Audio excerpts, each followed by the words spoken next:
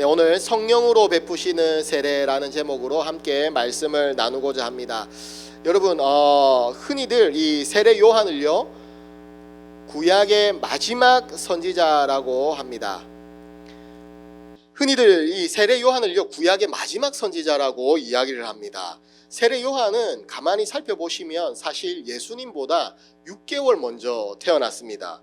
예수님하고 같은 시대를 살았거든요. 그런데 이 세례 요한을 불러서 구약의 마지막 선지자다, 이렇게 이야기를 하고 있습니다. 신약 시대 사람 아닌가?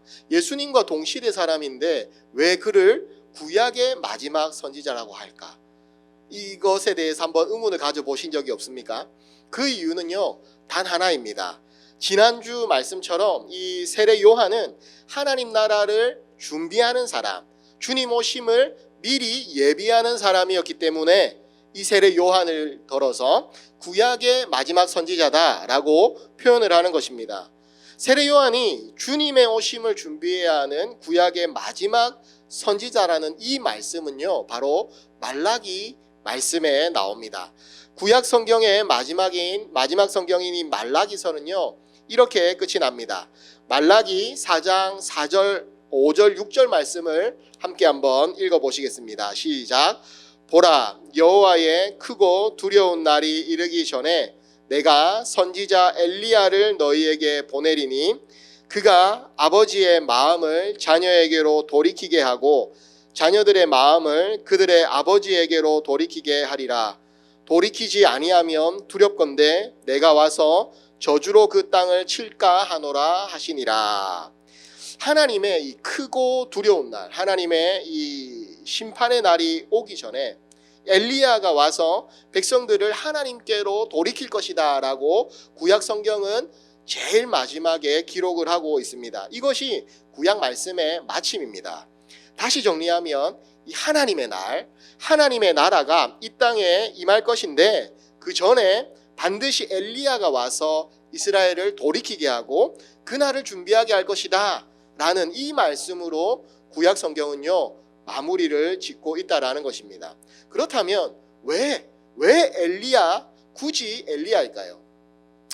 여러 가지 이유가 있겠지만 무엇보다도 이 엘리야는요 죽음을 보지 않고 하나님의 나라로, 하늘나라로 들려 올라간 선지자였습니다. 그래서 사람들은 이 엘리야가 다시 와서 하나님의 나라를 준비할 것이다 라고 믿었습니다. 산채로 하나님께, 산채로 이렇게 말을 하니까 조금 이상한 것 같은데 어감이, 어쨌든 산채로 하나님께 속한 사람이었기 때문에 다시 하나님의 일을 맡을 수 있는 그런 인물로 이 엘리야가 여겨졌던 것입니다. 그런데요 여러분, 이상한 점이 하나 있습니다. 엘리야가 와야 하는데 지금 왜 이 세례 요한 이야기를 하는가라는 것입니다. 이 앞서 얘기한 이 배경을 여러분들이 잘 기억을 하면서 이 말씀을 보시면요 오늘 본문이 왜 이 세례 요한의 모습을 비교적 자세하게 묘사하고 상세하게 적고 있는지를 알 수가 있습니다. 이 세례 요한에 대해서요 필요 이상으로 예수님이 사역하실 때에는 예수님의 모습에 대해서 상세하게 이야기하지 않습니다. 그런데 이 세례 요한에 대해서는요 상세하게 이야기를 해주고 있습니다. 뭐라고 얘기하느냐? 낙타 털옷을 입고 허리에 가죽띠를 띠고 있었던 이 모습을 설명을 해주고 있습니다. 이 모습을요 그냥 단순하게 받아들이시면 안 됩니다. 듣는 사람들로 하여금 마가는요 한 인물을 떠올리게 하게끔 하기 위해서 이 말을 굳이 일부러 적고 있는 것입니다. 누구일까요 여러분? 엘리야입니다. 엘리야. 마가는요 이 세례 요한의 모습을 통하여서 이렇게 말하고 있는 것입니다. 뭐라고요? 보라, 예언된 엘리야가 왔다. 이제 하나님의 날이 가까워왔다. 바로 마가는 이것을 읽는 독자들에게 분명하게 얘기해 주고 있는 것입니다. 실제로 성경을 보면요 이 마가가 묘사한 이 요한의 모습은요 엘리야의 모습과 거의 같다라고 볼 수가 있습니다. 6절에 보시면 이 세례 요한을 더러 낙타 털옷을 입고 허리에 가죽띠를 띠고 메뚜기와 석청을 먹었다라고 묘사를 하고 있습니다. 그런데 열왕기하 1장 말씀을 보면요 사람들이 엘리야에 대해서 이렇게 묘사를 합니다. 그는 이 털이 많은 사람인데 허리에 가죽띠를 띠었더라, 이렇게 말을 하고 있습니다. 이 설명만 듣고도요, 이 아하시아 왕이 엘리야구나 라는 것을 알았을 정도입니다. 이 엘리야는 굉장히 특징적인 인물이었던 것입니다. 그러니까 마가가 이 세례 요한의 옷차림을 굳이 기록한 이유는요, 분명합니다. 듣는 사람들이 자연스럽게 누구를 떠올리도록요? 엘리야를 떠올리도록 굳이 이 설명을 이야기를 해주고 있는 것입니다. 물론 이 세례 요한은요, 털이 많았던 이 엘리야와는 다르게 낙타 털옷을 입고 있었습니다. 하지만 이 세례 요한을 볼 때 사람들은 누구를 떠올리겠습니까? 바로 엘리야를 떠올리는 것입니다. 세례 요한은요, 바로 엘리야였던 것입니다. 예수님도 이 세례 요한을 말라기에서 말씀한 엘리야라고 복음서에서 밝히고 계십니다. 그러면 어째서 이 세례 요한이 예언된 이 엘리야인 것이 중요할까요? 세례 요한은요, 이 예언된 엘리야라는 것이 중요했습니다. 왜냐하면 이 말라기 말씀을 연결해서 그의 말과 그의 사역을 통해서 주님 오심이 준비되어야 했기 때문입니다. 예수님은 이런 세례 요한을 구약 선지자 중에 마지막 선지자다라고 말씀을 하셨습니다. 그리고 동시에 이 세례 요한을요, 그 선지자보다 더 나은 자다라고 마태복음 11장 9절에 보면 이야기를 하고 있습니다. 여러분, 우리 마태복음 11장 9절 말씀을 현대인의 성경으로 한번 읽어보도록 하겠습니다. 시작. 그러면 너희가 어째서 나갔느냐? 예언자를 보려고 나갔느냐? 사실 요한은 예언자보다 더 훌륭하다. 요한은요, 마지막 구약의 선지자로서 가장 위대한 구약의 선지자다라고 예수님께서는 지금 말씀을 하고 있습니다. 아니, 구약 성경에 보면 위대한 선지자들이 많이 있지 않습니까? 엘리야를 비롯하여서 이사야, 예레미야, 많은 훌륭하고 대단한 선지자들이, 위대한 선지자들이 있습니다. 그런데 이 세례 요한을 보고 가장 위대한 선지자다라고 예수님께서는 말씀을 하고 있습니다. 왜 그러냐 하면 구약의 다른 선지자들은요, 멀리서 오실 주님을 봅니다. 멀리서 오실 주님을 보고 기뻐하며 그분의 오심에 대해서 이야기를 했습니다. 하지만 세례 요한은 어떻습니까? 이 땅에 오신 하나님의 아들을요, 직접 보았습니다. 직접 보고 그분을 나는 신들매도 감당하지 못할 정도로 위대하신 분이다 라고 증언하였고, 또 몸소 주님이 오실 길을 예비하였기 때문에 이 세례 요한에 대하여서 예수님께서는 구약의 가장 위대한 선지자다라고 이야기를 하고 있습니다. 물론 세례 요한이요, 대단한 것이 아니라 세례 요한에게 맡겨진 사명이 위대했기 때문에 예수님께서는 이 세례 요한을 구약의 가장 위대한 선지자다라고 말씀하시는 것입니다. 예수님을 증언하고 예수님을 보게 하고 예수님이 오시는 길을 준비하는 것, 그 위대한 사명으로 인하여서 이 세례 요한은 구약의 그 어느 선지자보다도 더 위대한 선지자라고 예수님께서는 말씀을 하고 있는 것입니다. 사랑하는 여러분, 세례 요한처럼요, 사명이 존귀하면 그 사람이 존귀해집니다. 그 존재 자체로 존귀한 것이 사람입니다. 그렇지만 그가 맡은 사명은요, 더욱더 그 사람을 존귀하게 세우고 그 존귀함을 더욱더 드러내고 있는 것입니다. 존귀한 사람은요, 존귀한 일과 분리되지 않는다라는 것입니다. 항상 자신의 존귀함을 자신이 행하는 그 일들로 인하여서 드러내고 보여주는 것입니다. 사랑하는 여러분, 여러분들은 존귀한 자이심을 믿으십니까? 왜 이렇게 목소리가 작으세요? 여러분들은 존귀한 자이심을 믿으십니까? 아멘. 저와 여러분들 모두가 다 존귀한 자임을 믿습니다. 누군가 저를 쳐다볼 때 별 볼 일 없고 연약하고 참 별것 아닌 것처럼 볼 수 있겠지만 저는요, 하나님 앞에서 존귀한 자입니다. 여러분들도 마찬가지입니다. 여러분들 모두가 내가 이 세상에서 뭔가 두드러지는 모습이 없기 때문에 나를 낮춰서 겸손하게 생각하고 볼지 모르겠지만 주님은 분명하게 얘기하십니다. 우리는 존귀한 사람들입니다. 주님은요, 우리를 세상의 빛이라고 이야기하시고 세상의 소금이라고 선언을 하고 있습니다. 명령이 아닙니다, 여러분. 빛이 되어라, 소금이 되어라 라고 말씀하시는 게 아닙니다. 빛이다, 소금이다 라고 선언하고 계시는 것입니다. 주님은 저와 여러분들이요, 빛과 소금이 되려고 노력하라고 말씀하시는 것이 아닙니다, 여러분. 이미 우리는 빛과 소금이 되었습니다. 저와 여러분들이 빛이 되기 위하여서 소금이 되기 위하여 그 모든 일들을요, 그리스도 안에서 하나님께서 이미 이루셨다라는 것입니다. 우리는 그저 존귀한 자로서의 정체성을 받아들이면 되는 것입니다. 존귀한 자로서의 정체성을 그저 믿고 붙잡으면 되는 것입니다.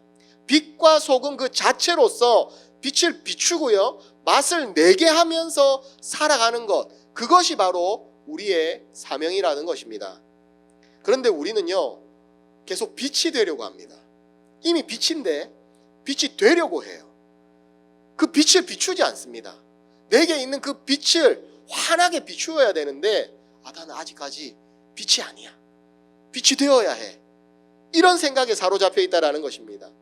큰 상자 안에 내 빛을 가두어 놓습니다. 그리고 기도합니다. 빛이 되게 해주세요, 소금이 되게 해주세요. 아니요, 주님은 분명히 이야기하십니다. 여러분, 내가 얼마나 큰 사람인지를 모르면요, 큰 삶을 살아갈 수가 없습니다. 그래서 주님은 말씀하십니다. 너희는 이미 빛이다. 그 빛을 비추는 삶을 살아라. 더 큰 빛이 되려고 하지 말아라. 더 존귀한 자가 되려고 하지 말고, 지금도 충분한 빛이고 존귀하니 일어나서 그 빛을 바라고 살아라 라고 주님께서는 우리에게 말씀하고 있습니다. 사랑하는 여러분, 우리는 존귀한 사람들입니다. 빛을 비추면 되는 것입니다. 세상은요, 빛이 되려고 노력을 합니다. 세상은 남들보다 높아지고 남들의 영광을 받는 것이 존귀함이라고 생각을 합니다. 천만의 말씀입니다, 여러분. 이미 스스로 존귀하다고 여기지 못하기 때문에 그래서 생긴 질병입니다. 하나님의 형상으로 하나님처럼 창조되었는데 하나님처럼 되라고 하는 그 유혹에 넘어가는 것입니다, 여러분. 이미 우리는요, 왕 같은 제사장입니다. 이미 우리는 하나님과 같은 존재입니다, 여러분. 그리스도로 말미암아 회복된 하나님의 형상이 바로 저와 여러분들입니다. 그래서 우리는요, 그 영광을 그냥 비추는 것입니다. 빛이 되는 것이 아니라 그 영광을 비추면 되는 것입니다. 그런데 그 눈을 뜨지 못합니다. 자신이 얼마나 존귀한 존재인지, 하나님의 아들이 와서 십자가에 죽어야지만이 겨우 그것을 조금 실감할 수 있는 것입니다. 사랑하는 여러분, 여러분들 자신을 사랑하시기 바랍니다. 여러분들 자신을 아껴주시기 바랍니다. 여러분들의 가정에 있는 가족들을 아껴주시고 여러분들의 지체를 사랑하시기 바랍니다. 왜요? 하나님 같은 존재입니다. 존귀한 사명을 가진 사람들입니다. 빛과 소금이라서 이 세상을 비추고 이 세상에 거룩한 맛을 내며 살아가도록 부름받은 존귀한 자들이 바로 우리들입니다. 세례 요한이 그의 사명 때문에 존귀한 자고 위대한 구약의 선지자였다면 우리는 세례 요한보다도 더 큰 자라고 예수님께서는 말씀하고 있습니다. 우리는 빛이고 소금입니다. 사랑하는 여러분, 주님의 나라에서는요, 비추는 자가 존귀한 자인 줄 믿습니다. 얼마나 큰 빛이냐, 이것이 중요한 것이 아닙니다, 여러분. 실제 그 빛을 비추고 있느냐 없느냐, 이것이 중요한 것입니다. 조금 더 준비가 되면, 내가 조금 더 성숙해지면, 내가 조금 더 능력이 생기면 빛을 비추어야지. 우리가 이런 생각을 할 때가 참 많이 있습니다. 뭔가 내 안에 더 채워지고 내가 더 성숙하고 뭔가 좀 더 넉넉한 품이 있어야지 될 것 같다, 그런 생각을 하십니다. 하지만 아닙니다, 여러분. 이미 그리스도를 구주로 영접한 그 순간 하나님께서는 우리를 치유하시고 주님 같은 존재로 세워주셨습니다. 우리는 세상의 빛인 줄 믿습니다. 존귀해지려고 노력하면서 이미 주어진 그 존귀함을 쓰지 않는다면 그것처럼 안타까운 일은 없을 것입니다.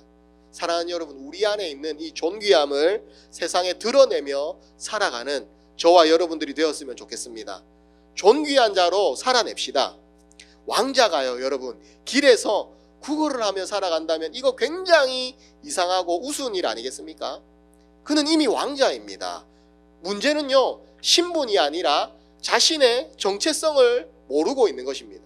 자기가 왕자라는 것을 알면 구걸을 할 것이 아니라 자기가 갖고 있는 것을 나누고 누리며 살아갈 수 있는 것입니다. 사랑하는 여러분, 우리는 존귀한 자입니다. 하나님의 자녀된 주님과 같은 존재들인 줄 믿습니다. 그렇기 때문에 여러분, 우리가 세상의 인정에 목매고 비교하고 질투하며 살아간다면은 그건 우리의 신분에 어울리는 모습이 아니라는 것입니다. 사랑하는 여러분, 같이 한번 따라해 볼까요? 나는 존귀한 사람입니다. 나를 사랑합니다. 맞습니다, 여러분. 우리가 존귀한 자라는 것을 늘 기억하며 살아갑시다. 존귀하게 산다라는 것은요, 여러분, 뭔가 세상이 말하는 그런 거창한 성공이 아니라요, 하나님 자녀답게 사는 것입니다. 하나님 자녀답게 살아가는 그 모습 자체가요, 존귀한 삶을 드러내는 것입니다. 나를 증명하려고 애쓰는 삶이 아니라 이미 사랑받는 자답게 하나님 앞에서 믿음으로 살아가는 것입니다. 존귀한 여러분, 그리스도인 다음으로 이 세상 가운데에서 빛을 비추며 살아가는 그런 저와 여러분들이 다 되기를 주님의 이름으로 축복합니다. 두 번째는요, 여러분, 세례는 이 죄에 대해서 죽고 의에 대해서 살았다라는 그런 선언입니다. 여러분, 이 본문을 보면 세례 요한은요, 말로만 예수님을 소개한 것이 아닙니다. 그는 이 세례라는 행동을 통하여서 예수님이 누구이신지를 드러냅니다. 이 세례라는 말은요, 신약 성경에서, 신약에서 본격적으로 등장하는 표현입니다. 당시 이 이방인들이 유대교로 들어올 때에 세례라는 세례를 받는 관습이 있었습니다. 그런데 여러분, 본문에 잘 보시면 이 세례를 받는 사람들이 이방인입니까? 유대인입니까? 유대인입니다. 이방인이 아니라 유대인들입니다. 이것은 굉장히 의미심장한 일입니다. 요한의 세례는요, 단순히 이 유대인들이 되는 그런 절차가 아닙니다. 이방인들이 세례를 받고 나는 이제 유대인으로 살겠습니다, 이 절차가 아니라는 것입니다. 이미 유대인인 사람들이 참된 하나님의 백성으로 살겠다라고 결단하는 표시가 바로 이 세례였다라는 것입니다. 다시 말하면 메시아가 오실 것을 앞두고 하나님께로 나는 돌이켜서 하나님의 나라, 메시아의 나라를 살겠다라는 이 표시가 바로 세례였다라는 것입니다. 그러니까 세례는 돌이킴입니다. 우리가 계속해서 하나님 나라에 관하여서 말씀을 들으면서 이야기 나누고 있는 바로 그것입니다. 돌아서는 것입니다. 돌아서서 내 삶의 방향을 이제 오로지 하나님께만 맞추고 살겠다라고 하는 그 돌이킴의 모습이 바로 세례입니다. 이 세례는 바로 회개의 상징적인 행위다라는 것입니다. 마가복음 1장 4절에 보시면 요한이 죄 사함을 받게 하는 회개의 세례다라고 전파했다라고 기록하고 있습니다. 그런데 여러분, 여기서 죄를 사하는 것은요, 세례가 아닙니다. 우리가 성경을 읽을 때 주의 깊게 읽어야 할 필요가 있습니다. 죄를 사하는 것은요, 이 세례 자체가 아니라 바로 회개입니다. 이스라엘 백성들은 이미 이 속죄 제사를 통하여서 죄 사함을 받는 그런 체계 안에 있습니다. 성전도 있었고 제사도 여전히 지금 드려지고 있습니다. 죄 사함은 오로지 피 흘림을 통하여서 이루어졌습니다. 따라서 이 요한의 세례는요, 죄를 직접 씻는 그런 의식이 아니었습니다. 세례를 받는다고 해서 죄가 뭔가 자동으로 용서되는 것, 우리가 이런 개념으로 생각하기 쉬운데요, 그게 아니라는 것입니다. 세례는요, 하나님의 은혜로 이미 용서받은 백성들이 이제 과거의 삶을 끝을 내고 하나님을 믿는 이 믿음의 삶으로 하나님께로 방향을 전환하겠다라는 그 결단의 선언이 바로 세례였다라는 것입니다. 말하자면 이제 세례는요, 나는 이제 예전처럼 살지 않겠습니다.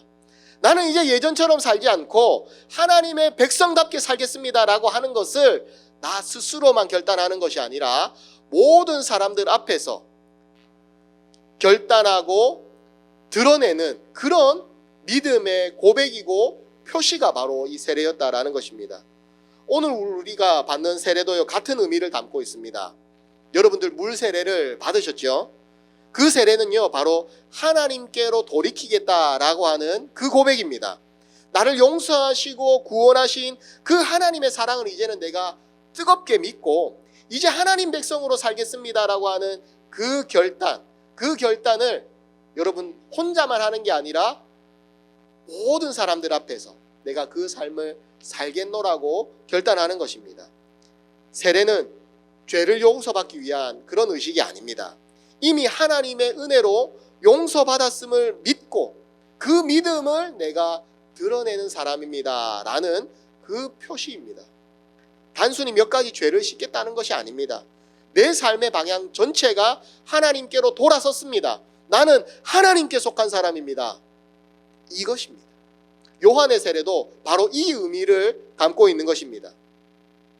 그러나 그보다 더 본질적이고 중요한 세례의 의미가 그리스도인들에게는 하나 더 남아 있습니다. 같은 물 세례지만요, 이 요한의 세례는 담을 수 없는 의미가 예수님의 세례와 이 성령의 세례 가운데 담겨 있습니다. 그래서 요한은 구약의 사람입니다. 성경이 강조하는 가장 중요한 세례의 의미가 무엇이냐? 사도 바울이 증언하는 대로 그리스도의 죽음과 부활에 참여하는 것입니다. 그리스도와의 연합을 의미하는 것이 바로 세례라는 것입니다. 그러니까 이 세례는요, 가장 중요한 것이 내가 그리스도와 하나가 되는 것입니다, 여러분. 이것이 가장 중요한 일입니다. 로마서 6장인데 우리 함께 한번 읽어보겠습니다. 로마서 6장 3절과 4절의 말씀을 한 목소리로 읽어보겠습니다. 시작. 무릇 그리스도 예수와 합하여 세례를 받은 우리는 그의 죽으심과 합하여 세례를 받은 줄을 알지 못하느냐. 무릇 그러므로 우리가 그의 죽으심과 합하여 세례를 받음으로 그와 함께 장사되었나니 이는 아버지의 영광으로 말미암아 그리스도를 죽은 자 가운데서 살리심과 같이 우리로 또한 새 생명 가운데서 행하게 하려 함이라. 네, 여러분, 쉽게 생각하면 이 세례를 통하여서요, 우리는 죽고 살았다라는 것입니다. 죽고 산 것입니다. 죄에 대하여서, 내 이전의 모습에 대하여서는 죽고, 예수 그리스도의 부활을 통하여서 의로운 삶에 대하여서는 새롭게 살게 되는 이 모습이 바로 세례다라는 것입니다. 바로 우리 옛사람이 십자가에서 죽었습니다. 그리고 주님의 부활과 함께 새 생명으로 다시 살았습니다 라고 하는 것이 바로 이 세례의 가장 중요한 영적인 의미인 것입니다. 그리고 이 세례는요, 우리를 주님과 하나 되게 하는 것입니다. 우리는 이제 주님과 떨어진 사람이 아닙니다, 여러분. 이제는 주님과 함께 붙어서 살아가는, 주님께 속한 사람들이 바로 저와 여러분들인 것입니다. 또한 주님과 하나 되었다라는 것은요, 여러분, 주님의 몸인 교회와도 한 몸이 되었다라는 뜻입니다. 그래서 우리는 혼자가 아닙니다. 여러분, 같은 생명을 나누는 공동체의 한 지체로서 살아가게 되는 것입니다. 우리 안에 있는 이 귀한 은혜가 바로 이 교회 안에서 함께 누려지게 되는 것입니다. 그래서 초대 교회에서는요, 이 세례가 단순한 의식이 아니었습니다, 여러분. 거듭남의 사건으로서 굉장히 진지하게 임하여 행해졌습니다. 그 당시에는 그냥 간단한 물 세례 정도가 아니라 침례였습니다. 완전히 물에 잠기면서 내가 죄에 대하여서는 죽고 또 물속을 빠져나오면서 내가 의에 대해서는 살았다 라는 것을 성부와 성자와 성령의 이름으로 3번이나 하면서 완전히 나는 죄에 대하여서 죽고 의에 대해서 살았다라는 것을 확증하는, 그러므로 내가 주님과 하나 되었다라는 것을 보여주는 의식이 바로 이 세례였습니다. 그래서 여러분, 이 세례라는 것은요, 정말 우리에게 너무나도 뜻깊고 주님과 하나 되는 그런 영적 의미가 담겨 있는 것입니다. 이것은 단순히 신분이 바뀌는 문제가 아닙니다. 과거의 삶과 단절하는 것입니다. 이제 예전의 나의 모습은 없습니다. 이제 새로운 나의 모습이 있는 것입니다. 인간 박인영으로서가 아니라 이제는 그리스도인 박인영으로서의 새로운 삶이 시작되는 것입니다. 하나님께만 집중하는 그 믿음의 삶이 이제는 시작이 되는 것입니다. 이제 더 이상 세상 방식에 속한 사람이 아닙니다. 이제 내가 하나님께로 방향을 전환했기 때문에 세상의 그런 관습이나 세상의 생각들을 가지고 살아가는 것이 아닙니다. 우리의 신앙과 생활의 유일한 기준이 무엇이 되느냐? 바로 이 하나님의 말씀인 성경이 되는 것입니다. 우리는 그래서 말씀의 사람이 되고 이 말씀을 중심으로 우리의 삶을 하나님의 방향으로 살아내는 것입니다. 사랑하는 여러분, 이것을 우리가 공동체 앞에서 확증한 것이 세례입니다. 여러분들이 받은 세례가요, 사실은 조금은 무거운 의미가 담겨 있는 것입니다. 그때는 그냥 다 받으니까 받았는데, 군대에서 받으신 분들도 있잖아요. 진중세례 1000명씩 받을 때 막 같이 한국에서 받으신 분들도 있잖아요. 그때는 다 받으니까, 교회 가면 햄버거 주니까 그래서 받았는데, 여러분 그렇게 받으셨어도 상관이 없습니다. 대신 이제부터가 중요한 겁니다. 이제 나는 세례 받은 자이니까 예수님과 하나 된 사람으로서 믿음으로 살아가겠다라는 그 마음만 품는다면 괜찮습니다. 그런데요, 바울 사도는요, 여기에서 한 걸음 더 나갑니다. 그 한 번의 세례만이 아니라는 것입니다. 날마다 죽는 이 삶의 고백을요, 사도 바울은 강조하고 있습니다. 이 땅에서 천국의 삶을 사는 방법이 있다. 이 땅에서 부활하신 예수님과 날마다 함께 살아가는 그 천국의 삶을 누리며 살아가는 방법이 있다. 그것이 무엇이냐? 도리어 날마다 죽는 것이다 라고 사도 바울은 이야기하는 것입니다. 여러분, 놀라운 고백이 아니겠습니까? 내가 드러나고 내가 영광을 받는 그런 삶이 아닙니다. 이미 충만한 그 영광을 누리는 가운데 그 영광을 비추면서 하나님의 영광을 향하여서 나아가는 그 삶, 그 삶은 바로 내가 날마다 죽는 것입니다. 내가 날마다 죽으면요, 내 안에 주님이 사십니다. 내가 날마다 죽으면 내 안에 주님이 사시고 나를 주님이 높이시고 세우시고 주님이 사용하신다라는 것입니다. 사랑하는 여러분, 우리는 여기까지 나아가야 되는 것입니다. 내가 매일 죽는다라는 이 귀한 믿음의 삶으로 주님 앞에 나아갑시다. 그러면 내 안에 주님이 사시고 내 안에 성령의 음성이 들리기 시작합니다. 어떤 성령의 음성이 들리겠습니까? 오늘 주님이 세례를 받을 때처럼 사랑한다, 내가 너를 인하여서 기뻐한다라는 이 음성이 우리 안에 들리게 되는 것입니다. 사랑하는 여러분, 이 음성을 날마다 우리가 들으면서 살아갔으면 좋겠습니다.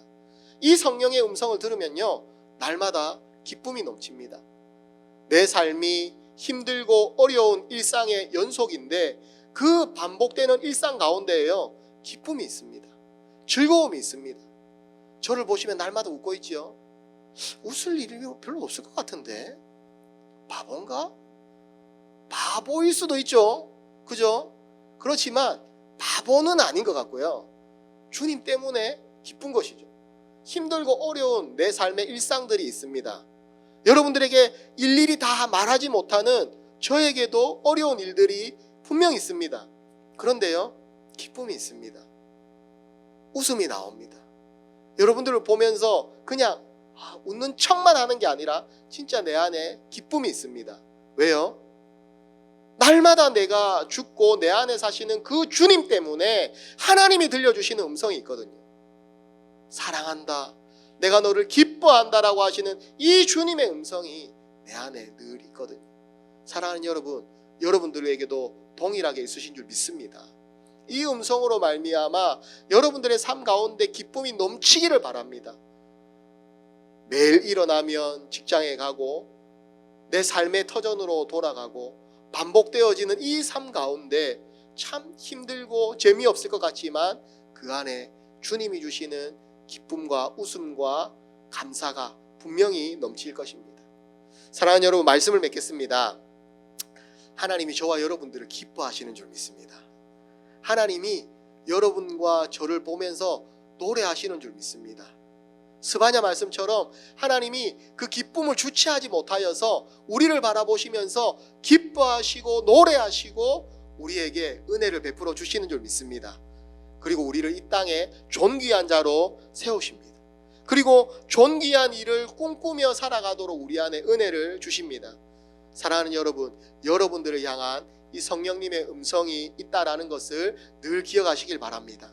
하나님의 말씀 앞에서 또 주님 앞에 기도하는 가운데 이 성령의 음성은 날마다 들으시기 바랍니다. 귀를 기울이시고 그 말씀을 분별하심으로 이 땅 가운데에서 하나님의 나라를 사시고 하나님의 의를 드러내시는 그런 귀한 믿음의 삶을 사시기 바랍니다. 주님을 기쁘시게 할 일들을 생각하시기를 바랍니다. 성령의 기름 부음을 우리는 받았습니다. 성령의 기름 부음을 받았으면서도 구약의 성도들처럼 성령의 능력과 무관한 삶을 살아간다면 그건 얼마나 안타까운 일이겠습니까? 사랑하는 여러분, 주님을 기쁘시게 하는 일 어렵지 않습니다. 내가 주님과 함께 날마다 죽으면 됩니다. 주님이 내 안에 주시는 그 기쁨을 내가 드러내며 존귀한 삶을 살면 됩니다. 그러면 여러분들의 모습을 보고 사람들이 이상하게 쳐다볼 겁니다. 왜 웃지? 뭐가 있지? 도대체 저 사람 뭐지? 그 안에 바로 하나님을 발견하게 될 겁니다. 여러분, 요즘 전도지를 나눠주면 이단 취급받을 수 있습니다. 그래서 전도지 나눠주는 게요, 굉장히 조심스럽습니다. 오히려 전도지를 나눠주는 게 전도에 방해가 되기도 합니다. 그럼 여러분, 우린 전도하지 말아야 될까요? 아니요. 여러분들의 삶이 전도지가 되면 됩니다. 여러분들이 존귀한 삶을 드러내면 됩니다. 성령의 능력으로 살아내면 됩니다. 그러면 사람들이 분명히 바라볼 것입니다. 그 안에 있는 하나님의 모습을, 존귀한 일들을 바라볼 것입니다. 사랑하는 여러분, 우리의 삶을 사로잡으시는 그 성령의 충만함을 늘 붙들고 하늘의 것을 구하며 살아갑시다. 나는 죽고 하나님의 의가 드러나는 그런 삶을 살아가는 순간 우리는 매 순간 우리의 귀에 주님의 음성이 들릴 것입니다. 내 사랑하는 아들아, 내 사랑하는 딸아, 내가 너를 기뻐하노라. 내가 너를 기뻐하노라. 이 하나님의 음성을 매 순간 들으며 살아가는 저와 여러분들이 다 되시기를 주님의 이름으로 축복합니다. 기도하겠습니다. 사랑하는 하나님 아버지, 감사합니다. 오늘 주신 이 말씀을 하나님 우리의 마음에 새기며 믿음으로 살아갈 수 있도록 도와주시옵소서. 하나님, 우리는 존귀한 자임을 믿습니다. 주님이 우리를 존귀한 자로 부르셨고 이 세상을 비추는 빛으로 부르신 줄 믿습니다. 그렇기에 하나님, 존귀한 삶을 살겠습니다. 내 힘으로 되지 않습니다. 내가 날마다 죽고 주님과 연합할 때 내 안에 사시는 하나님이 성령의 충만함을 통하여서 하게 하실 줄 믿습니다. 주님, 은혜 베풀어 주시고 이 삶을 살아갈 수 있도록 하늘의 힘을 더하여 주시옵소서. 예수님의 이름으로 기도드립니다. 아멘.